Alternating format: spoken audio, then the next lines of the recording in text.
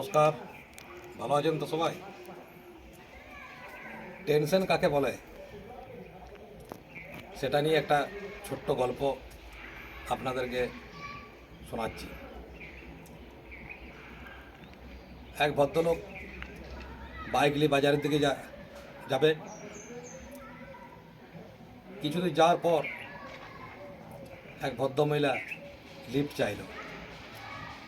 সে ভদ্রলোক লিফট দিল যথারীতি। কিছুদিন যাওয়ার পর সে ভদ্রমহিলা অসুস্থ হয়ে পড়ল।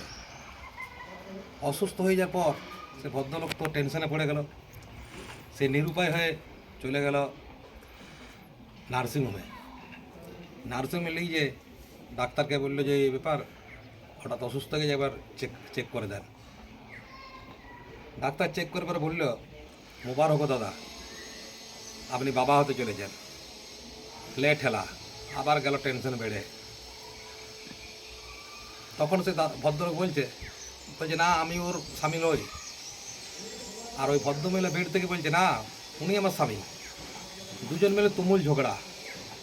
এই ঝগড়া থামাতে গিয়ে ডাক্তার বিরাট সমস্যায় পড়ে গেল।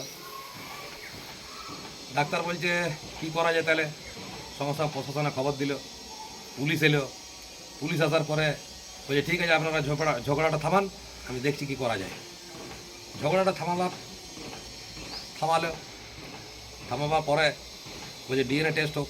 ডিএনএ টেস্ট করা গেল। ডিএনএ টেস্টে দেখা গেল যে ভদ্রলোক কোনোদিন বাবা হতে পারবে না। আবার গেল টেনশন বেড়ে।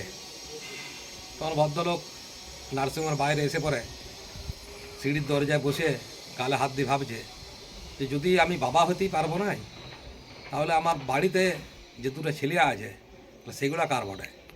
গেল টেনশন বেড়ে। আবার একেই বলে টেনশন। নমস্কার, যদি ভালো লাগে তাহলে নতুন নতুন আরও গল্প পেতে আমার এই চ্যানেলটাকে সাবস্ক্রাইব করবেন এবং লাইক, কমেন্ট, শেয়ার করবেন। ধন্যবাদ।